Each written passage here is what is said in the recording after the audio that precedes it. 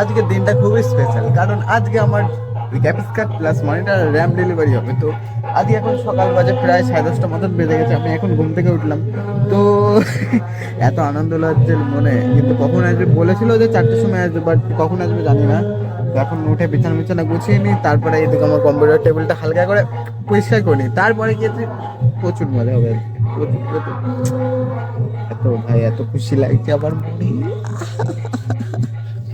ঠিক আছে, তো বিছানা বিছানা আমি তাড়াতাড়ি করে তুলে নিই, ঠিক আছে, তারপরে ব্রাশ করবো। ব্রাশ না করলে বন্ধ করে দেবে। তারপর আমি দুপুর অবধি ডেলিভারি দেওয়ার জন্য অপেক্ষা করি, তারপরে চান দান করে ফ্রেশ ট্রেশ হয়ে নিলাম। তারপরে ভাবলাম দুপুর 4টে বেজে গেছে, তো খেয়ে নেওয়া যাক। তো আজ কী খাবো, মা যেহেতু বাড়ি নেই, আর আমার ভয়ে যে নিশ্চয় শুনতেই পাচ্ছ যে কীর্তন হচ্ছে, তো কীর্তনে তো খিচুড়ি হয়, এই কারণে মা খিচুড়ি এনে দিয়েছিল, ওটাই দুপুরে খেলাম। আমার খুবই মন খারাপ, কারণ রাত হয়ে গেল তাও তো ডেলিভারি দিল না, আর আমাকে বলেছিল নাকি আজকে ডেলিভারি দেবে।